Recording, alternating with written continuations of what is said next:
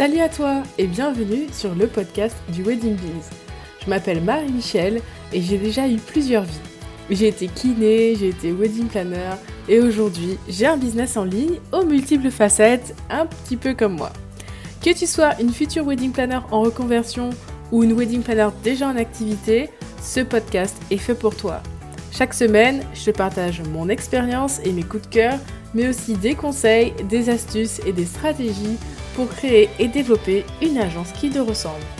Je te souhaite une bonne écoute et je te laisse tout de suite avec l'épisode du jour.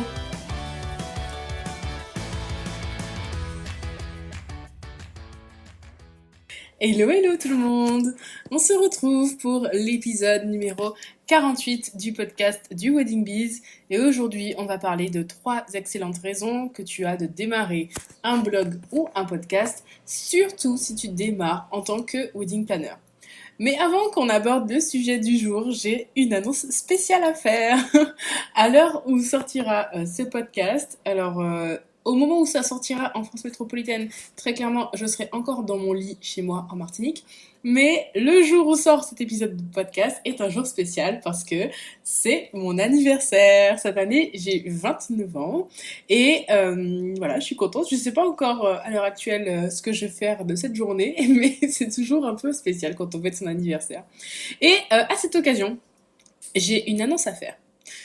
J'ai décidé d'annoncer en exclusivité sur le podcast, avant même que ce soit annoncé à mes abonnés email ou à mes abonnés Instagram, j'ai décidé de vous donner une petite info exclusive. C'est que j'organise très prochainement, donc le jeudi 9 juin, une masterclass gratuite qui a pour sujet, le temps que je retrouve le nom exact que j'ai donné à la masterclass, comment devenir incontournable et attirer les futurs mariés.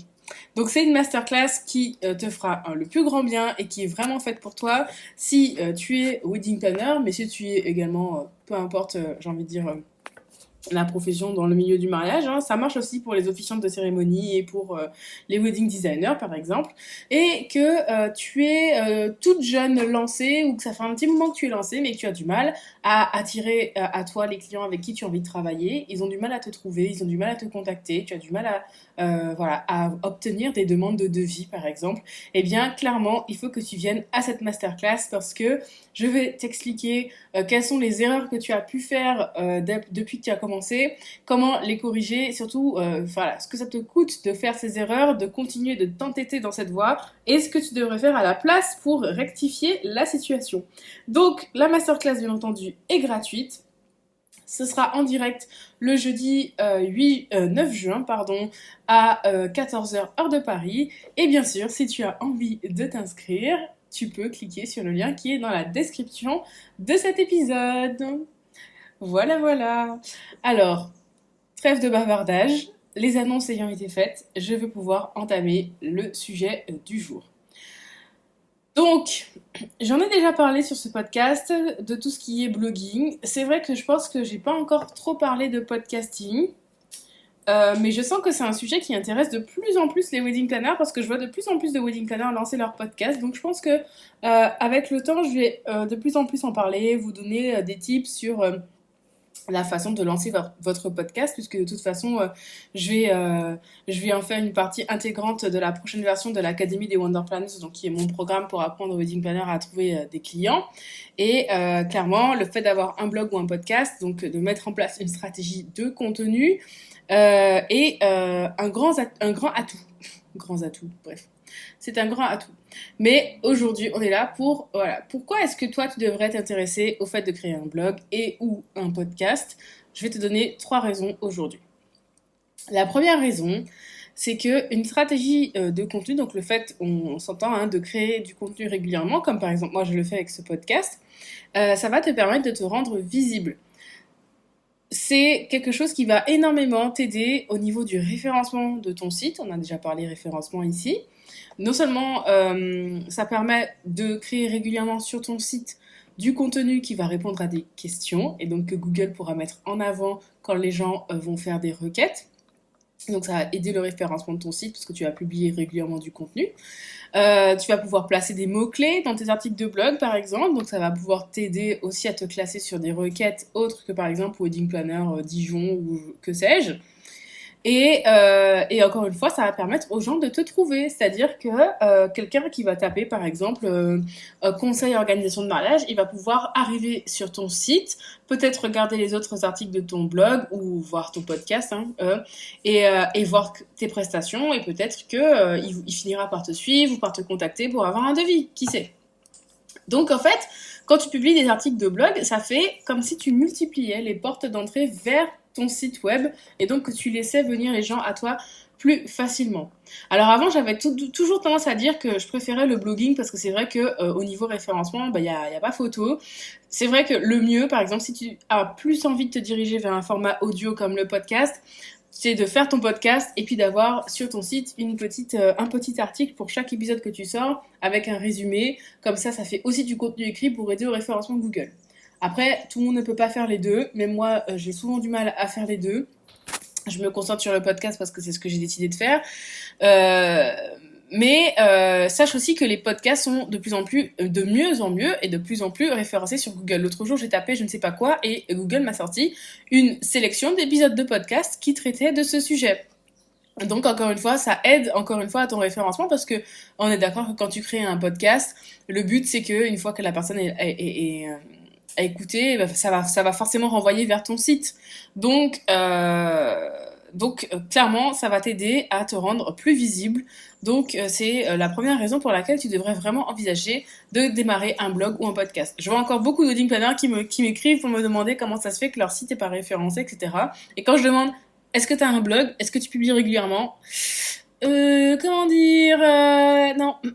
Ouais, bah voilà. Ça, c'était la première raison. Deuxième raison de démarrer un blog ou un podcast en tant que wedding planner, et surtout quand tu démarres, c'est de montrer que tu t'y connais. Le fait de créer du contenu régulièrement autour de ta thématique, de répondre à des questions, de répondre à des inquiétudes de ton audience, ça va te permettre de mettre en avant ton expertise. Même si tu démarres, tu as certainement fait une formation pour faire ta reconversion et devenir wedding planner, tu as des choses que tu connais, que tu peux mettre en avant et que tu peux, que tu peux communiquer pour que les gens puissent comprendre et pour vraiment que les gens puissent voir que tu es une personne qui sait de quoi elle parle. Et ça donne toujours plus envie d'engager quelqu'un quand la personne a l'air d'être experte dans sa thématique, plutôt que quelqu'un qui a l'air de ne pas en savoir plus que soi-même. Et clairement, la stratégie de contenu, ça sert aussi à ça. Ça sert à ce que les gens nous trouvent, mais ça sert aussi à ce que les gens puissent consommer notre contenu et qu'ils puissent voir qu'on sait de quoi on parle. Donc, surtout si tu démarres, surtout si tu n'as pas de témoignages à montrer sur ton site, surtout si tu es en train de préparer ton premier shooting d'inspiration, etc., s'il y a bien des choses que tu peux publier en attendant pour commencer à attirer du monde à toi et commencer à fidéliser une audience, eh ben c'est de publier des articles de blog et ou des épisodes de podcast. Parce que, figure-toi, l'autre jour, j'étais assez étonnée. Figure-toi que les gens, ils écoutent de plus en plus de podcasts. Ils tombent sur ci, ils tombent sur ça, ils écoutent. Et l'autre jour, dans ma masterclass, j'ai fait une masterclass il y a quelques semaines de ça. Et j'ai une personne que je connaissais de nulle part et qui m'a dit je suis venue parce que t'as fait une annonce sur ton podcast. Et tu sais, des fois, tu fais les choses parce que ouais, on m'a dit qu'il fallait faire ci et ça, mais tant que tu n'as pas expérimenté la chose et que tu n'as pas eu des résultats toi-même, tu le fais en mode j'ai la foi, mais sait-on jamais. Et là, quand j'ai vu ça, je me suis dit, mais en fait, ça fonctionne vraiment. Ça fonctionne vraiment. Il y a vraiment des gens qui m'écrivent pour me dire qu'ils adorent mes épisodes de podcast, des gens que je ne vois presque pas sur Instagram, qui font vraiment partie de mon audience silencieuse, si tu veux. Mais il suffit que je dise un truc ou quoi. Ah, au fait, Marie-Michel, j'ai adoré quand t'as dit ça dans tel épisode de podcast et tout. J'écoute tes podcasts quand je fais la vaisselle ou quand je vais à la salle de sport. C'est vraiment hyper encourageant et ça prouve que même quand tu fais des choses sans penser que ça va te rapporter des résultats, ça porte ses fruits même en silence. Donc, tout ça pour dire que le fait de créer des épisodes de podcast, ça va te permettre de montrer ton expertise en tant que wedding planner, même jeune wedding planner, et que ça incite les gens à te suivre et à rester auprès de toi et pourquoi pas de faire appel à tes services. Ce qui m'amène à la troisième raison qui est étroitement liée à la seconde, qui est que le fait de créer régulièrement du contenu va te permettre de fidéliser une audience et de créer du lien avec cette dernière. Surtout si, comme je te l'ai conseillé dans l'épisode de podcast précédent sur les contenus Instagram, surtout si tu fais en sorte de créer du contenu qui te ressemble à 100%. Du contenu dans lequel tu auras diffusé, on va dire, ta personnalité, tes valeurs, ta façon de faire, ta façon de penser. Et ça, j'ai envie de dire, ça fonctionne. Alors, pour un blog, ça fonctionne parce que quand tu vas écrire, si je donne à 10 wedding planners le même sujet d'article de blog, elles vont pas sortir 10 fois le même article parce que chacune a sa façon d'écrire, chacune a son style, chacune va faire un petit peu différemment. Mais surtout quand tu fais des épisodes de podcast où on entend ta voix, où on entend ton accent, où on entend tes façons de parler, ton élocution, où on entend rigoler, où on entend toutes sortes de choses, c'est beaucoup plus naturel et ça incite beaucoup plus les gens à créer du lien de plus en plus facilement avec toi et à te suivre chaque semaine pour voir quel sujet tu vas aborder cette semaine, quels petits tips tu vas donner, etc. etc. Et tout ça contribue, encore une fois, à te rendre visible, à t'apporter de la notoriété, à te faire connaître.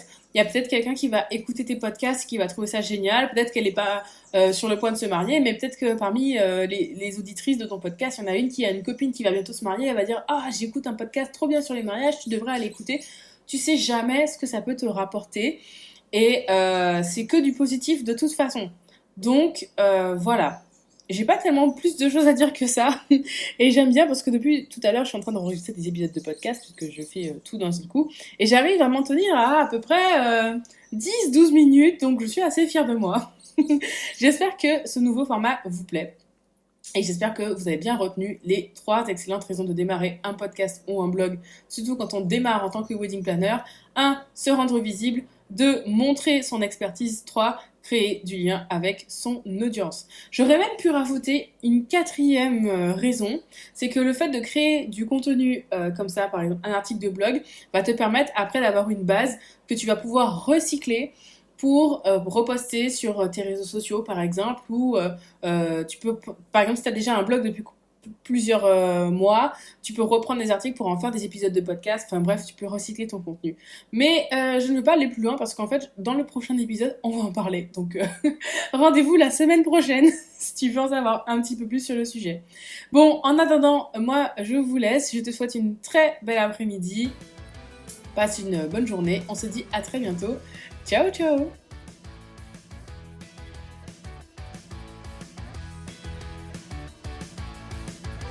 Hey! Merci d'avoir écouté l'épisode jusqu'au bout. S'il t'a plu, n'hésite pas à t'abonner au podcast pour ne pas louper les suivants. Et puis, si tu as le temps, tu peux aussi me laisser un avis ou m'envoyer un message sur Instagram. Ça me ferait super plaisir d'échanger avec toi à propos de cet épisode ou de tout autre sujet. D'ici là, je te dis à bientôt pour un nouvel épisode.